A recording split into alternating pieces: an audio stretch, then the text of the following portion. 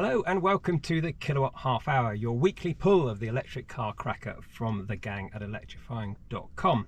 This week we'll be discussing the new Skoda Elroq, a very special Renault that's coming our way, and we're talking about our new favourite charging destination.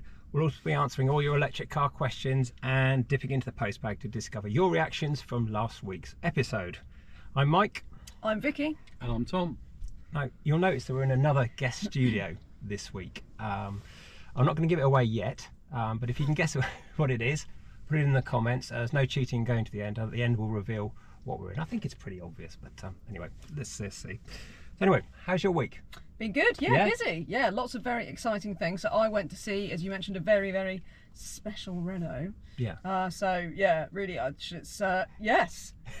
It's that special. It's that special that I'm sort of slightly worried about what I'm allowed to talk about and what I'm not. But I can give you the essential stuff. Okay, please. So I went to Paris to see the new Renault 5 Turbo 3E. Now, this is an actual production model that Renault are going to do, completely its own platform, 500 brake horsepower. It's about 3.5 seconds to 60. This is it's a collector's car. It's a proper sort of, it looks like a concept car, but they're actually making 1,980 of them in reference to the fact that the original Renault 5 Turbo came out in 1980. This thing is unbelievable, the looks of this thing, absolutely incredible. Actually was chatting to Batch about it and he did ask why it's not an Alpine. Yeah. Now I did ask that question and they said, well, it's a Renault, because the Renault 5 Turbo was a Renault. So there you go. So even though Alpine is the performance arm of Renault, the new 5 Turbo 3E Ultra Super, and I mean, bear in mind this thing, they've given us no steer on pricing, but I wouldn't be surprised at all if it's £150,000. It's that kind of ultra collectible sort of supercars type thing. Yeah, so there you go. It's a bit odd, isn't it? It's a bit like Abarth doing there being an Abarth 500 and then Fiat doing a really fast 500. There is a bit. It did cross my mind that it was a little bit odd, and yet I get it. You know, it's the Renault 5 Turbo was a Renault, not an Alpine. Yes, true. So true. There you go. And this is a very, very much a homage to the Renault 5 Turbo. So all electric, obviously. I should have mentioned that sort of seems obvious, but yeah, all electric. In-wheel motors, all of that stuff. Good. So it's a pretty exceptional thing. It feels like it's come out of nowhere a little bit, because I know they had that concept car before they have revealed part of the kind of long drip feed of the, what we now know as the Renault 5 launch. They did show a kind of turbo concept, didn't they? They did. So actually there was a concept car, exactly that. Yeah. So that's quite closely related to what this is. Right. A couple of years ago, I think 2022 in Paris. So there is, there has been a sort of concept that predates this. I think part of it, I do wonder if Renault was slightly sort of waiting to see how well the Renault 5 was received, which has been incredibly well. So it's gone on sale in France, and I think it's already pretty much one of the best-selling electric cars over there. They've increased their market share percentage in France substantially just in the 2 months that the Renault 5's been out. So it's gone down really well. I think they're sort of selling about, they're something like 4,000 a month or something already. Wow. The Renault 5s, they're doing really, really well. So amazing stuff with the Renault 5, and now they brought out this sort of collector's Turbo 3E car, which is just exceptional. So Renault seem to be really on a roll. I feel like I've been the official sort of Renault correspondent for Electrifying for the last few months. I have driven other stuff, believe it or not, as well. I've been in my MG Cyberster, that's been good fun. Audi A6 e-tron, I was going to say Alpine A290, but that's Renault as well, isn't it? So yeah, lots of other things. So anyway, that's good. Outside Renault, what else have we been doing then? Tom? Well, I've been in Paris as well, and I went to see the DS number 8. Oh. It's not a DS8, it's number 8, so they've gone for the perfume thing. So like Chanel number 5, right? It's number 8, which is their new flagship. It's one of those sort of crossover hatchback saloon coupe SUV things, a bit like a Jaguar I-Pace or something. It's very strange looking. I like it, but it's one of those cars you look at and you go, well, it doesn't look like anything else. I'm not sure if I like it, but then you do. Inside's very funky, but it's got the running gear of the Peugeot 5008, so it's got 468 mile range. Can I play devil's advocate and say why are they still bothering with DS? Yeah, I was thinking exactly the same thing. I agree. I get the feeling this is possibly the last roll of the dice, and I think I do say in the video, kind of this is the car that only is going to be bought by the French ambassador and the president. Well, the other thing, obviously, is that in this week, in the last week, we've also heard about, obviously, Tavares. Yeah. Yes. That was a bit of a shock resignation, wasn't it? Sudden, we sort of knew that he was probably going to go in the next couple of years, didn't we? I think, but then it sort of came out of the blue that he just went. I get the feeling that Tavares was all about cost cutting, and one of the costs that he liked to cut was for marketing. So all the brands were kind of merging into one, weren't they? Yeah. I mean, we've got a Peugeot van here today, and you couldn't tell it apart. But the vans have always been like that. But DS, I mean, what they're investing in that brand. Yeah. A bit of Formula E, I suppose, is still, but that's it. You don't know about it. So you need to do some investment in all the brands to make them a little bit different if you're going to differentiate. But I know on them that they sold 100 cars, or less than 100 cars in October DS. And that's a big month of sales, isn't it? And those will all be heavily discounted. It's not great, is it? Can't think of the last time I saw one. DS3 E-Tents used, like a nearly new one, is cheaper than a Corsa nearly new. Yeah. And it's meant to be the posher car. It's like having an Audi A1 being cheaper than a Polo. It's weird. So I get the brand's a bit odd, and perhaps it's just that this is a bit different and it's got interesting technology on it. I really liked it. I don't know if it will be efficient enough in the real world, but I thought it was a nice alternative. And if you don't mind me saying, it's your kind of car, isn't it? It is. I'm weird. Yeah, you're weird like that. Well, it's good. We kind of like the same thing, so I think. I think a couple of weeks ago now, a month ago now, I've been driving another Stellantis car. I drove the Abarth 600e, which I was expecting to be a bit awful. Not awful, but if you're based on the Abarth 500e, which is fun, but you probably wouldn't really want to have one day to day. It feels like a slightly kind of token. It's the range, isn't it? Is the big problem with the 500. I think. Yes, and that. But they've really gone to town on this 600e. I think they've really kind of been not stung by it, but they feel like they're heading to head off this criticism from Abarth owners are very much kind of noisy cars, engines, engineering. They really like that, and they're really kind of against electric. So they're really kind of thrown the kitchen sink at this car, and it's the same kind of platform as the Alpha Junior Veloce, which have you driven that one? The one, the sort of fancy one. Yeah, which is great. Right? Yeah, really good. And it was a very interesting launch. It was a very Stellantis Fiat Abarth launch in so much as general chaos, with some car driving thrown in. And it was at Bolocco, which is their test track. It's great. And they've just made one of their test tracks available, not to public use, but allowed journalists to drive on it. It's the Langer course. I don't know if you've driven on that. Yeah, that's what I did the Junior Veloce on, actually. It's like a mini Nürburgring. Yeah, it's great. It's really cool. And they said, we're going to drive the car to show how the limited slip differential works on this. And they said it would be nice and steady. There'll be a chaperone drive. There'll be a guy in front and a guy behind, and make sure you don't, lose your distance. I don't know what happened in translation or something, but we ended up on the track and everyone just went absolutely Harry Flatters. I don't think there was a guy at the front, and it was just. I like the sort of ducks and drakes, as they call it, where you're supposed to follow the pro driver around the track, and then the pro driver just hasn't got this message and drives around as quickly as they possibly can, leaving all us ham-fisted journalists behind. I've had that loads of times where I tried to follow Bernd Schneider round a wet track in a Mercedes C63 once, and I managed, I think, a lap before I decided that I just had to quit, and just because it was standing water, and he just disappeared. I was like, well, if I could drive like that, I'd be a pro racer as well. But those situations are incredible. It was nuts, yeah. I mean, whether or not the test driver had heard that the lasagna was being served in the canteen, and he just went absolutely. And we were all tutting and going, "Oh no, we've come all this way. We've got to drive in, 40 miles an hour around this track." We were hanging on this thing, but it was brilliant. I mean, I was really surprised. It really feels a bit like a racing Puma, in so much as they've kind of really gone to town on all the kind of, even it feels quite a mechanical car to drive. That limited slip diff takes a bit of getting used to, because it kind of tugs at the wheel but then allows you to put the power down.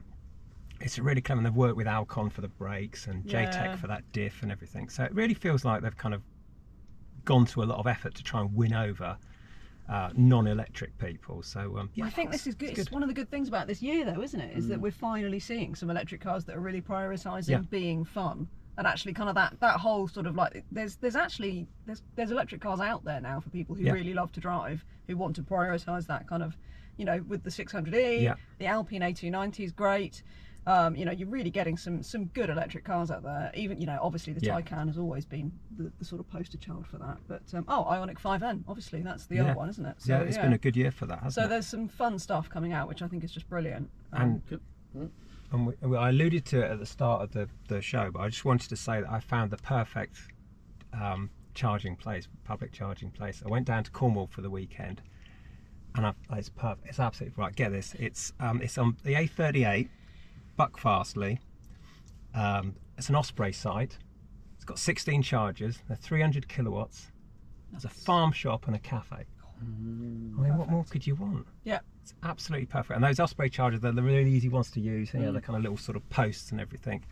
It's just great. I mean, I kind of like, you know, it was just brilliant. Going down to Cornwall and Devon, where there's usually used to be I think it's one of those places that they used to be used as a kind of benchmark, didn't it? So, well, you couldn't drive to Cornwall in one in an electric car. And I think so many charging companies have taken that kind of stick and built all these sites now. And you're driving down, there's an MFG with sort of 20 on there, and there was this and the other, and the grid server at Exeter's got a 40 odd going in or something. So it's just amazing how much that's turned around in a relatively short period of time, I think. So.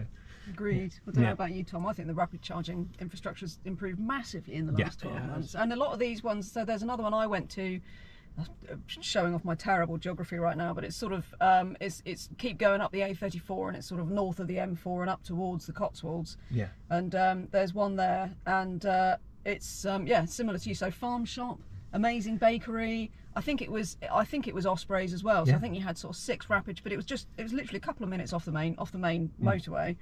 Gorgeous, really lovely place to stop. So I think those sort of, I don't know what you'd call them, sort of bijou charging spots, I think are sort of popping up everywhere. But more than that, just in the services. I did a trip up to Leeds a while back in an EC4, weirdly, and I noticed that a lot of the charging in the services up there seems to be better even than down around in the south, I thought, because you mentioned loads of them had towing bays and disabled bays as well, which I think, you know, I forgot to add that. I saw that all over the place, so that was really good. I'm really pleased that we're starting to see that being a bit more addressed. The interesting thing is that you now have because you've now got a choice of rapid chargers, you can do it on price. Yeah. So my wife's uncle came to visit last weekend in his new MG4, which he loves very much, and he said, I'll put it in the Shell charger at the Waitrose near me. 93p a kilowatt. Whoa. Wow. Whoa. I know. And I said, well, there's a Tesla open to all, which is down the road, which is 51p. Yeah. And the difference of, because he spent that's half the price. 70 quid or something charging. Oh my God. Yeah, and I said, look, take it off and come and charge at my house. He said, I said, we'll get it back from you sometime when we come up to visit you. But yeah, he just plugged it in for a few hours at mine and said, well, that saved me. There's got to be some sort of legislation brought in to stop providers doing that, because it's just robbery, isn't it? I mean, even the Tesla, it has a peak charging for 4 hours between 4 p.m. and 8 p.m. But even then, it's only 61p. It's, they are cheap. But it's almost half the price. It's you imagine that in a petrol car. If you found a petrol station that was twice the price of it.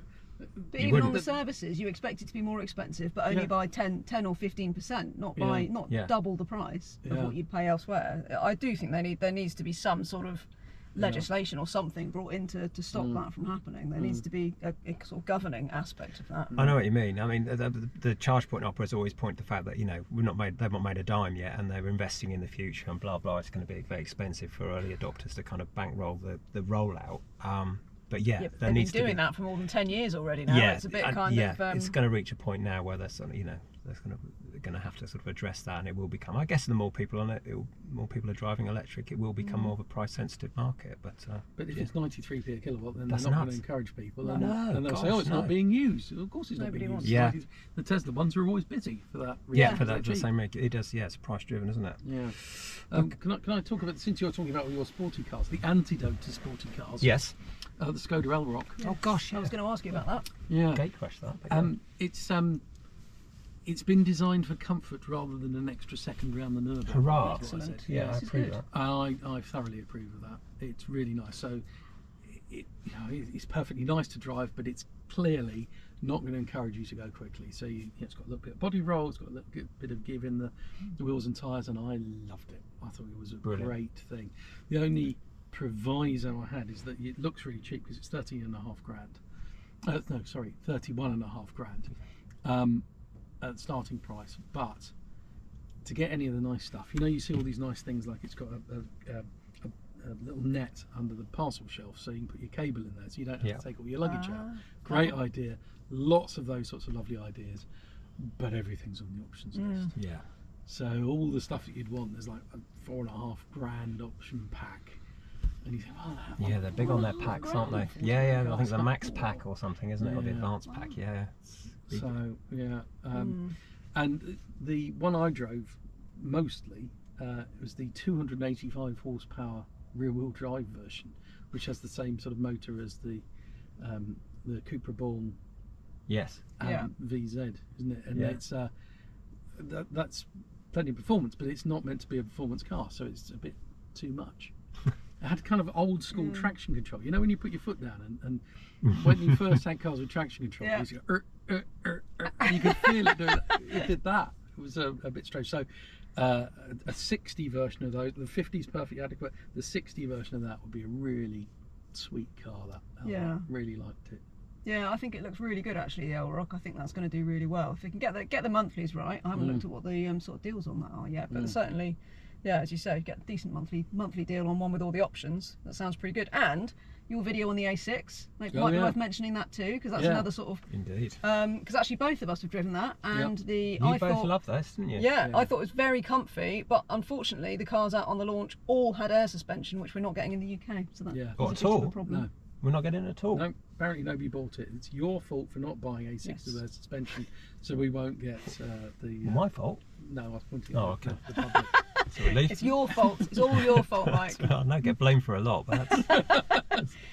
Yeah. No, so historically in the UK we like big wheels and chintzy style stuff on the S-Line models, but we don't like comfortable things like air suspension. So we're getting standard coil springs, so we're going to have to wait and see what it's like. And you in couldn't the UK, drive them, really. there wasn't one to drive. They didn't have any that weren't on air suspension, because in Europe they're expecting that to be quite a popular thing. So, wow, okay. So we'll see, but other than that, it was, and your video's live, so go and check out the video. I must apologise for a mistake in my video, where we're on the launch and they're talking about it being rear-wheel drive. Yeah. I'm like, have there been rear-wheel drive Audis before? So we're having a discussion. I was having a discussion with the people from Audi who said, oh, there's the R8 GT, that was rear-wheel drive. I went, oh, so I mentioned this. And then someone in the comments pointed out that the Q4 is rear-wheel drive. Yeah. Oops. But I forgot all about. But then, fair enough. So did they. Yeah, so did they. So yeah, I don't feel too bad. But yeah, that car. You looked at the specs on it, and the rate it can charge at, and the range on it, and the technology on it, and I thought that would be perfect. Which is why the title of the video is the best EV in the world or something ? And then when I drove it, there were a couple of little niggles that made me slightly disappointed, which is not what you expect when you expect something to be perfect, and it's but I think the quality, everything below the knee, the quality inside was a bit. I had a few little niggles with the interior quality, and some of the interface stuff annoyed me a bit. I found like the screen, the driver's screen, I thought was a bit complicated. I think it's a thing with a lot of EVs these days, or modern cars, sorry, I should say, generally, is that you get an awful lot of information on the screen, and even though you can toggle through different readouts, none of them were quite as simple. Just speed, range, any kind of absolute urgent kind of things you need to know. There was nothing that was quite that simplified. So I would quite like especially because you've got the head-up display and all that stuff as well if you go for all that.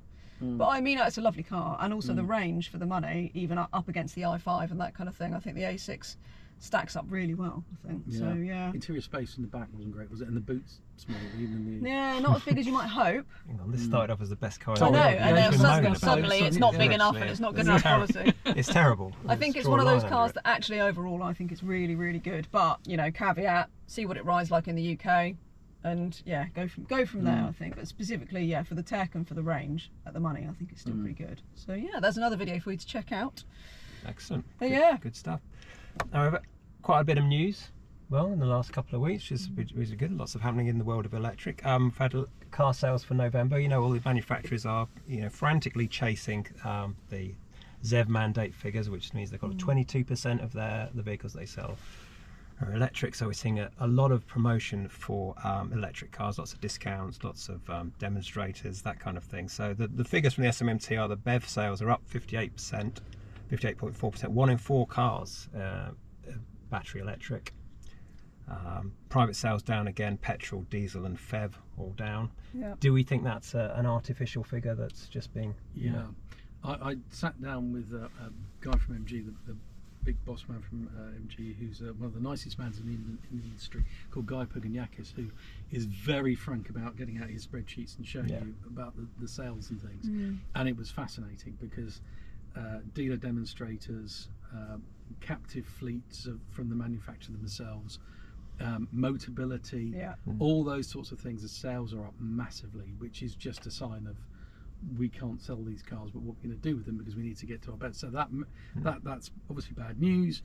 But that means that private sales go down because nobody goes in to buy a car, sees one that's on a nearly new deal for £10,000 off, and buys. They'll just buy that used one, obviously. So they don't buy new cars and put them in their name. There's also all the leasing and the salary sacrifice stuff goes on the fleet channel, so that doesn't mean the private sales get hit again. So my advice was about now, if there's all these cars being put through manufacturer fleet and dealer demo stuff, they're going to be either cheap now, or I think there's a rule that you have to keep them for 3 months if they're the dealer demo things before you're allowed to sell them. So if they're registering those about now, early in the new year, those cars are going to be seriously cheap.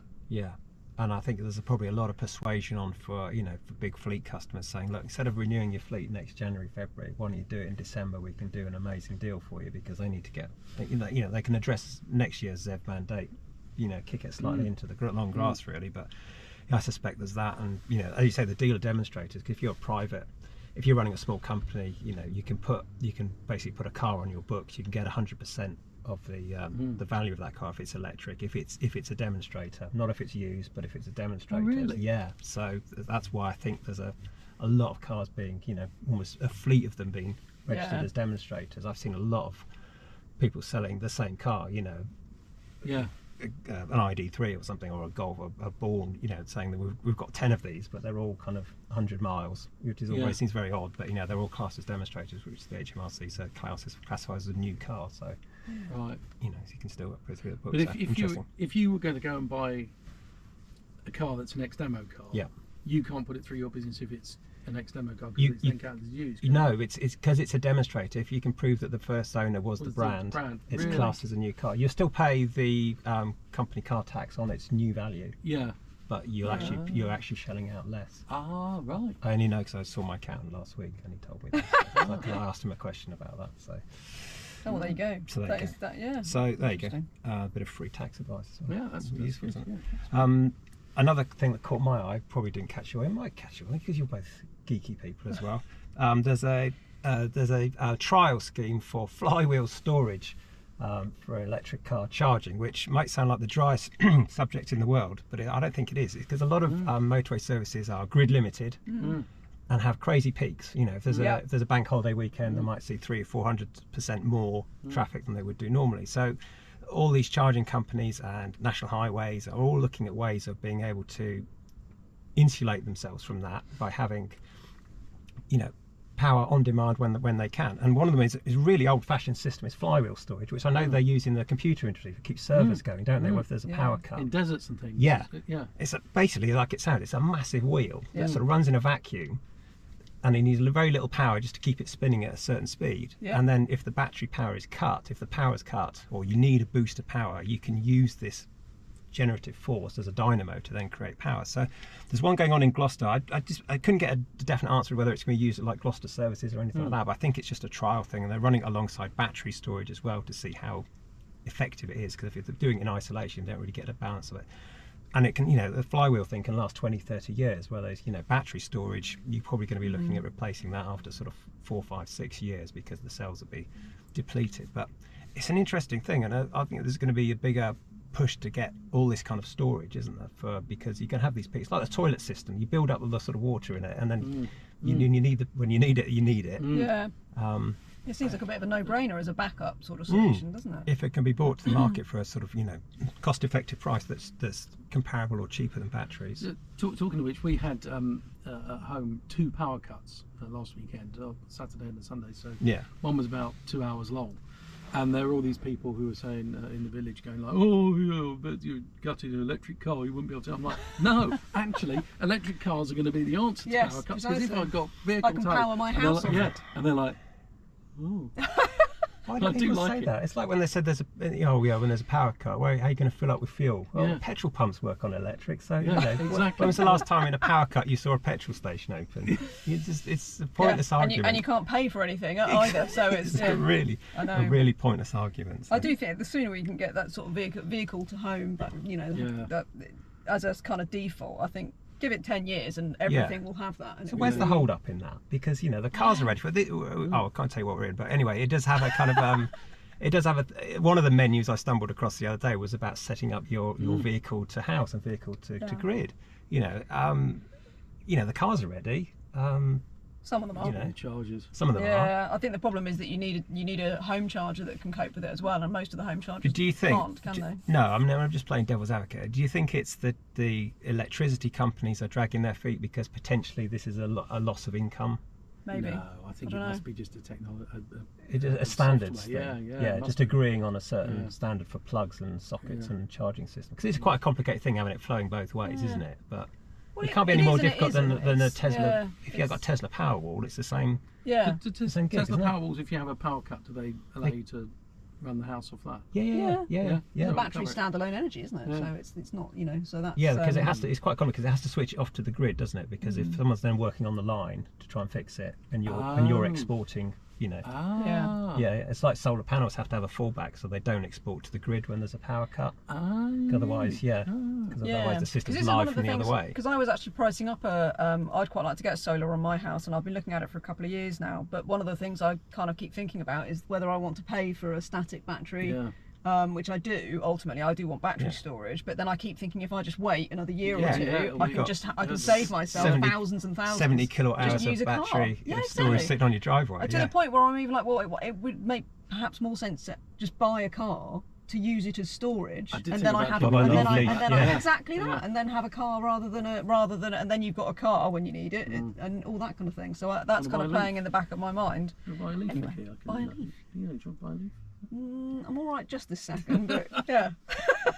we need to move on because we've been waffling. Yeah. I think it's time for we need a fanfare and a jingle for this. But Barnard's bargain of the week. Well, I was contacted by a dealer who has some vans. If anybody's interested in vans, always a Maxus e-deliver, because I've been doing some stuff for the van channel and looking into prices and things.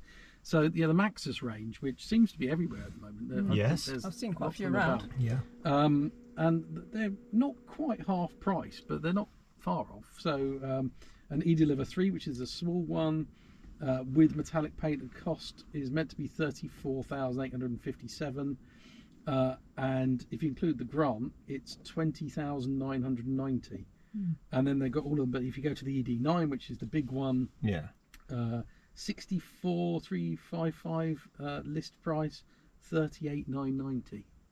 So it's a big old chunk off, isn't it? So for a nearly 90 kilowatt hour battery. Yeah, you could use that for your home storage. Take that out, put it in something else. Yeah. So if you're interested in any of those, there's ED5s as well. Send us a note and I'll send you the details. Podcast at electrifying.com, and Tom will drive it round. Yeah, exactly.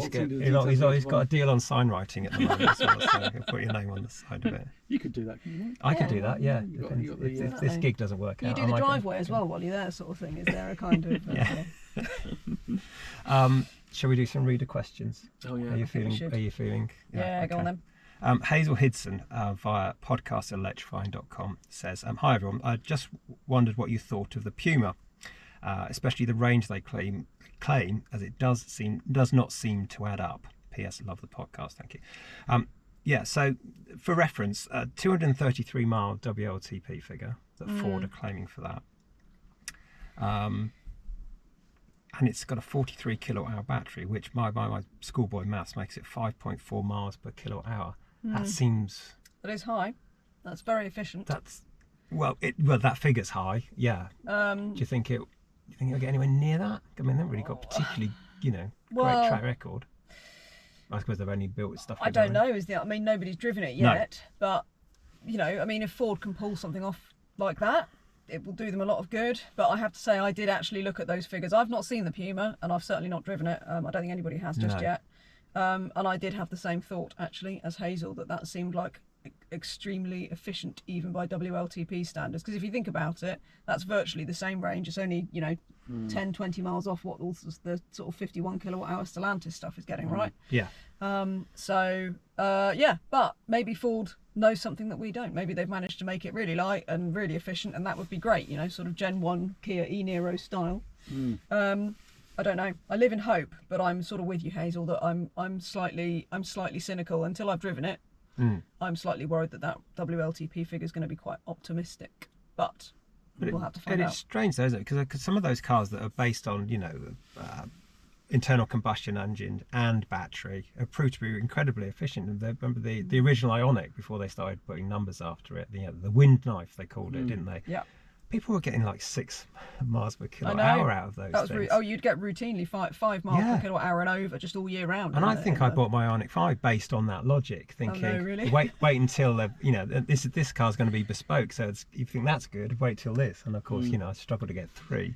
Do you know, I once asked a man from Kia who would know about this stuff why the current Kia, which is still great, the Niro, why that was substantially less efficient than the Mark 1. And he was stood next to the car and he literally opened the door and then shut it and was like, "Do you hear that?" I was like, "Yeah." He was like, "That's why it's not as efficient. Weighs as much. That much heavier. It's weight, isn't it? Safety stuff, weight. Yeah, exactly. So they were much lighter. I think that's one of the under kind of reported things about Tesla, why Tesla's efficiency is so great, isn't it? The cars don't weigh much. They don't weigh a lot, do they? I know, exactly. 500-600 kilos less than everything else sort of in the class, and that makes such a huge it's that difference. and the aerodynamics, and also I still think Tesla are up there for the battery technology. It's still ahead of everybody else, isn't it? Yeah, for sure, absolutely. Yes. Okay, so Hazel, we don't know until we've driven it, which see. will be but we'll come back to you.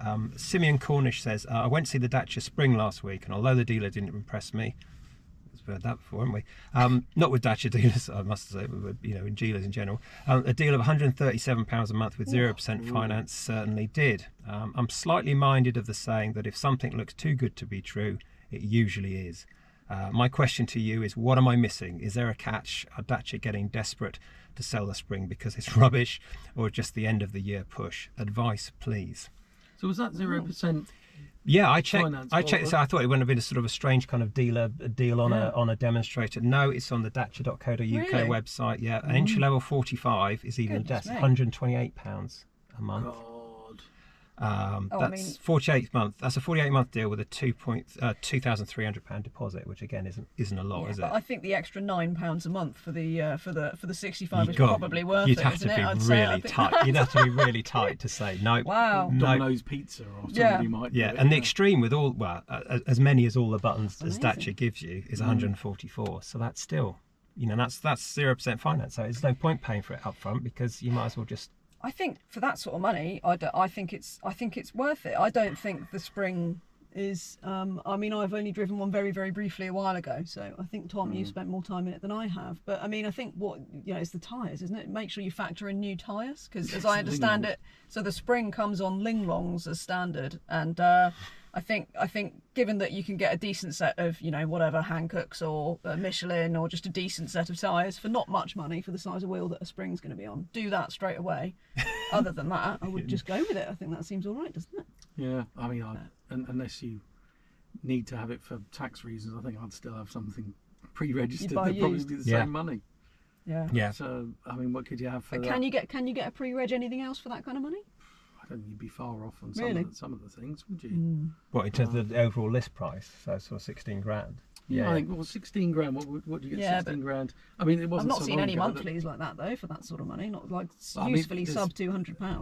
Well, a Leaf, for example. Would you have a Leaf? Yeah, no, I don't. That's a hard one. I'm not sure I would have a Leaf over a Spring, actually. Yeah, I probably would, but I don't know. Yeah. Unless I lived in the city, I think I'd have the Leaf, just because it's a bigger, more substantial car. It's got a better range. Well, yeah, it's a proper car, isn't it? I didn't know that you could get a Leaf for quite that sort of. They're ridiculously cheap. Really? Yeah, they're always, when if you go onto the leasing sites, they're always at the first ones. At the top, yeah. So. Yeah. Anyway, okay. So Simeon, I reckon if it works for you, if you're happy with the mileage and the fact that you're just going to use it for, bumbling around town and that kind of thing, not only your massive motorway miles, and you were kind of thinking about it anyway, I would say, I mean, that's, as a deal, that's great, isn't it? Whether or not the car's right for you, I don't know. I've thought of a situation where I'd have the Spring, which is if it was a station car, it would make a great station car. It would make a great station car. Just it fit in any space as well, wouldn't it? Yeah, it's so narrow. Exactly. You could park between two Range Rovers when they're on the white lines. You could get out of it. You wouldn't worry about it. It would be so basically buttons to run. You're buying a car to leave it somewhere. That's what you're saying. That'll be your main use for it. It's not to go.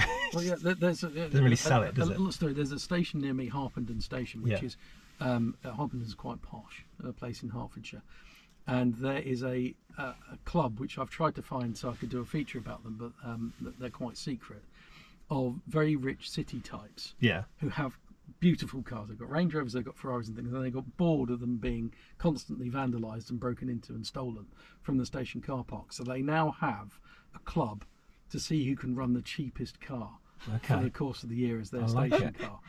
And they have to keep a spreadsheet, and whoever loses and spends the most has to buy them all lunch at quite an expensive restaurant. And so they have this selection of like Hyundai Atoses and Fiat Pandas and things, and they have to say, right, this is how much it costs to buy, this is what it costs to get through the MOT, I did the servicing myself. These people have got being paid millions a year doing the servicing on their own Hyundai Atos just to keep the costs down. That's genius. So yeah, all these cars parked at the station, and they've got that's very good. A Ferrari at home and a Hyundai Atos that they drive every day. They've got like Peroda Kalisa or something like that. Kalisa, I've forgotten about that. Daihatsu Quore, all those things. Yeah, they're really good, aren't they? We've got a few minutes left. We've waffled on again as usual. The postbag.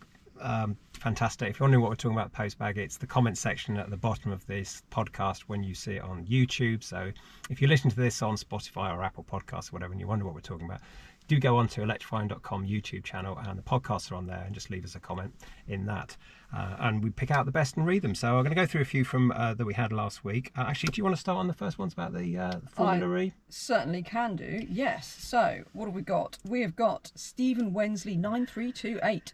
Lovely to see Nikki on the pod. I think the Formula E cars, Nikki is the official Formula E lead anchor now, so she's done brilliantly there. Queen of Formula E.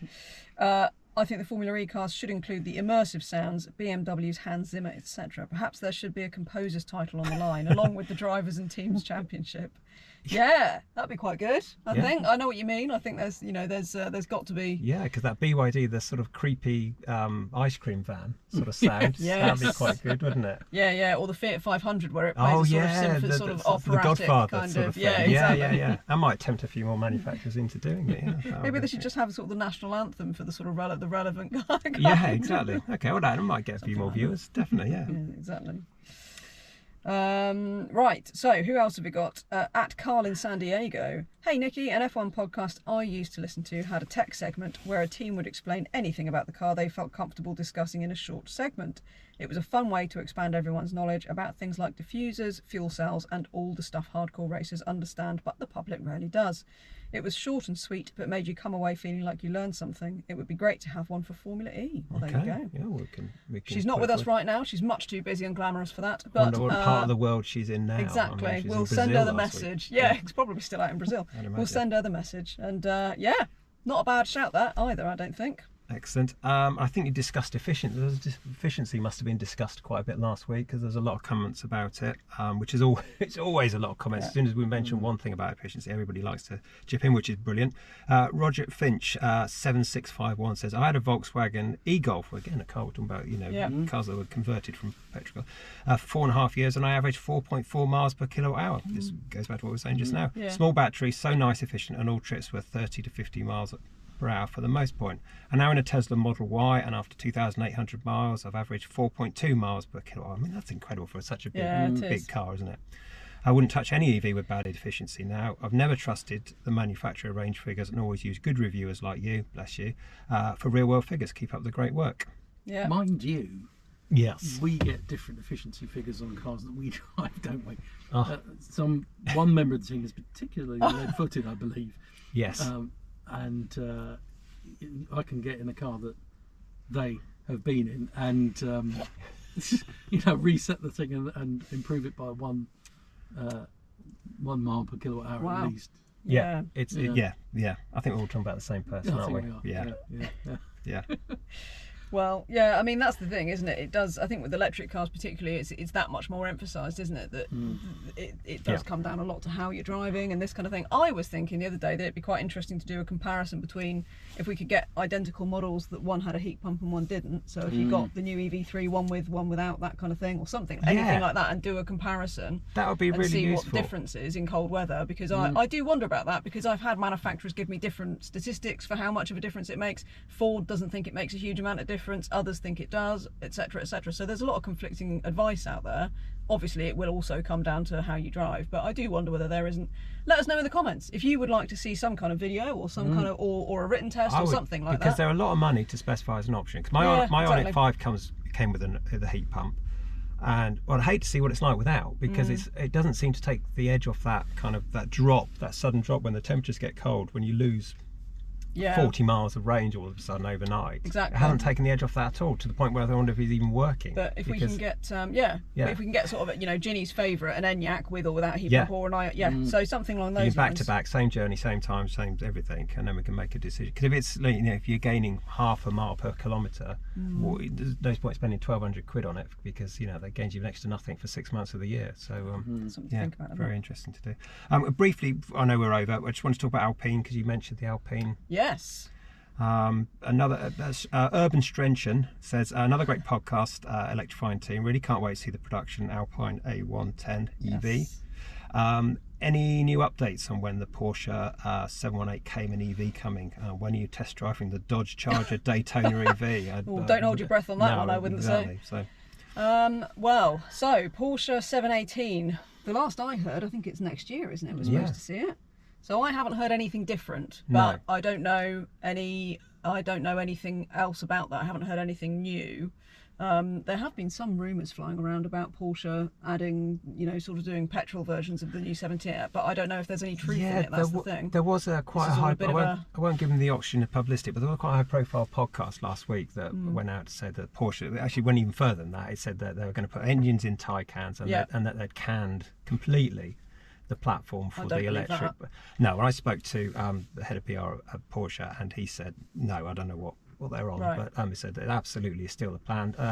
Earlier in the year, they said that the adoption to electric has taken longer than they thought, so they're going to keep a few models going for longer, but it's not changed. It's not changed the development plan in so much as the new stuff coming out. So no, as far as I'm aware, they won't give me an exact date when it is, but it's next year. That it'll certainly be seen. Because they've been seen testing and everything, hasn't it? So Well, I mean, it's basically made, isn't it? It's just they just need to launch it. So it's kind of. So I imagine it'll be this time next year. But I mean, I could totally understand them continuing to sell the petrol equivalent alongside it, the same as they've done with Macan, right? So you can still buy a petrol of the original. But they're not going to suddenly re-engineer stuff. The stuff that can't be put in, like the Macan and everything. I don't think that can be, They're on the podcast, which were intelligent people. They were car people, but he said, I've seen the frunk on the front of a Macan. They can get an engine in there. That's no problem. You're thinking, right? Okay. It's not just the engine. It doesn't really work like that, though. It's all the other crap that goes with it, isn't it? It's all the, the heat and ventilator, the exhaust and everything. Yeah, if the floor's not been planned for an exhaust, then you can't just suddenly bolt one underneath it. So, anyway. To be honest, we probably don't know any more than you at this point, but to my knowledge, the 718 Cayman EV is still going to be here with us next year. Yeah. And I look forward to it. Okay. So but the Alpine isn't going to be here till 2026. So I'm afraid you've got a little while longer to wait for the A110. But from what I've been told, it's going to be pretty amazing. So we'll see. Excellent. That's good stuff. I think on that note, we better wrap up, because I didn't start the stopwatch at the start of this. We're recording this on a slightly different system today, so I have absolutely no idea. Judging by how steamed up our mystery car is, I would say that we probably need to stop. For over an hour, who knows? If you haven't guessed it already, we're in a Volkswagen ID3, so I'm sure you guessed it ages ago. If you have been sticking with us and listening to the end, thank you very much. Comments and everything to podcast@electrifying.com. And don't forget to check out the website, electrifying.com, for all the latest news and reviews and everything. So we will see you next time. See you later. Bye. Bye.